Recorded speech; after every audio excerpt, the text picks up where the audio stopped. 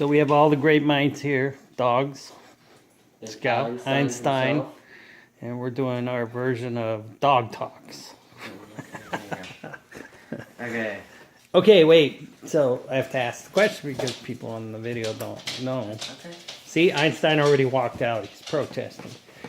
All right. Microwaves and cell phones, and do they cause cancer? Let's start with explaining microwaves first. Microwaves work off of electron guns, and the electron guns that they use in microwaves emit a frequency pretty close to radio waves called microwaves, obviously. And basically they were first discovered when a man was doing research on radar, right, working with radio waves, and he accidentally melted a chocolate bar in his pocket. And so essentially he patented it into the microwave. Now the way the microwave works is that radio waves do not pass through water molecules. Now the thing is us being animals, we like to eat things that came from other living things, and those have water in them. So essentially what we do is we just fire these microwaves at the food molecules, and then they heat them up. The water molecules absorb the energy, and then after they've absorbed their energy, they vibrate and they heat up the surrounding molecules. And the reason you get cold patches in your food is because that cold patch, there obviously wasn't any water distributed there, so the microwaves won't spread the heat evenly. So essentially all you're doing is you're firing radio waves, heats up the water molecules, and the water molecules heat up the surrounding food. Now the reason that the radiation coming out of your microwave actually won't give you cancer or really do anything to affect you is because they're not coming out of your microwave. Because they stay inside, because we have this nifty little thing called a Faraday cage, which cancels all electromagnetic radiation trying to go in. What's a Faraday cage? A Faraday cage is exactly what I said. It's a cage that surrounds an object, or preferably the interior of a microwave, and it stops all electromagnetic radiation, aside from visible light, obviously, from entering or leaving the box. Right. And so, really, number one, microwaves could not cause cancer. If you were to shoot yourself with microwaves, you just heat up your cells, which could still be bad, but it won't cause cancer. Yeah, that could be deadly, right? Well, so yeah. if I got in a microwave, right. Well, so don't put your cat in a microwave. The thing is that microwaves. There's a part of the spectrum. If you look at the light spectrum, you have on the far left side high energetic ones like gamma rays, UV, X-ray. Those will cause cancer, but anything past that, like visible light, infrared, microwave, and radio waves, will not give you cancer. And this is because they're so long wavelength and they're so low energy that they won't interact with particles. But if you take, like, for example, gamma rays, X-rays, and UV radiation, they're high enough energy that they'll go up to your DNA molecules, your adenine, thymine, guanine, and cytosine, and they'll knock off a bond, and they'll change the nucleotide into another different nucleotide, which can alter your DNA, obviously, if done in the right way, can give you cancer. But cell phones won't do that either. Cell phones won't, because the way a cell phone works is also based off of radio waves.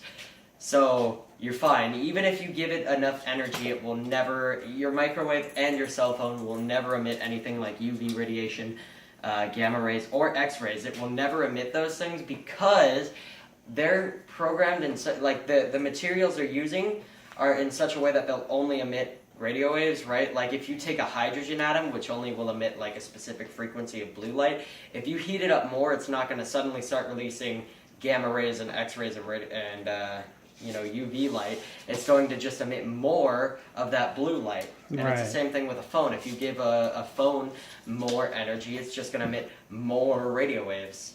It's not going to emit higher energy light. So it can't change. It can't change. Does not morph into whatever, change, morph into something else. It won't. That's just an everyday thing. Yeah, Holy cow. so, and also you can't argue that, well, there might be something you don't know, because if cell phones did cause cancer, we would notice that as soon as cell phones and microwaves became a popular thing, that, it's we would have seen cancer rates go up, which we didn't. Cell phones don't cause cancer, nor do microwaves, and it's a ridiculous argument to think they do. You could stand next to a cell phone tower all day, and I 100% guarantee you that if you do get cancer, it will not be caused by the cell phone tower. Wow. Okay, so myth blown, busted, destroyed. Oh, and it's completely safe to stand in front of your microwave. You'll be fine if you do that. A good way to test if your microwave is safe is start up a YouTube video, maybe this one, walk over to your, or a Facebook video, I don't care, walk over to your microwave and put your cell phone inside. And if the video keeps on playing without having to buffer or load, that means that your Faraday cage is broken. But if it does have to load and it stops working, then that means that your Faraday cage is fine. Holy cow. I never even thought of that. Microwaves and Wi-Fi actually operate at very close frequencies, so that's a good way to test it. So if I put my cell phone in, which I'm not going to test, but I put Don't turn on the microwave, but the Faraday cage still works if you put it in. Okay, but if I turned on the microwave with my cell phone in it, would it mess up my cell phone? I don't know. Probably. I wouldn't test it. Oh, it's got metal in it, so Yeah, it would so start sparking. Yes. What is that sparking when it's metal? It has to do with, I guess the best way to put it, and this is how my professor explained it to me, is that when you take a piece of metal, and this is how you get this is how we receive data in radio waves. So when you look at the photoelectric effect, which is when you shoot light, specific frequencies of light with high enough energy at metal, it'll actually ionize the metal because the photons will knock off particles off of it, right? Electrons, right? But if you take really low energy light, like radio waves, which don't have enough energy to knock off the electrons, it acts as a wave in the sense that, so if you have like like a radio tower, and you shoot a frequency of light at it, then the electron, like let's say you have an electron here, and then you shoot a radio wave like this, right? The electron will bob up and down, and that will produce an electric current. And then you can actually amplify that, and that'll tell you information based on the varying frequencies of radio waves. Wow. All and right. amplitudes. Okay, I understood like maybe 20%. It's simple. You just have an electron, you shoot a radio wave at it, and it's kind of like putting a floating thing on the surface of waves on the ocean, right? So if you put like a buoy there, and then you start sending ripples across the water, the buoy will go up and down. And the electron does the same thing. And you can detect that movement and amplify it as an electric current. And then you can get information out of that.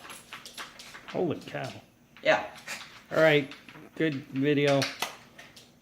Nice dog talks. Yep. Dogs were totally into it. All right.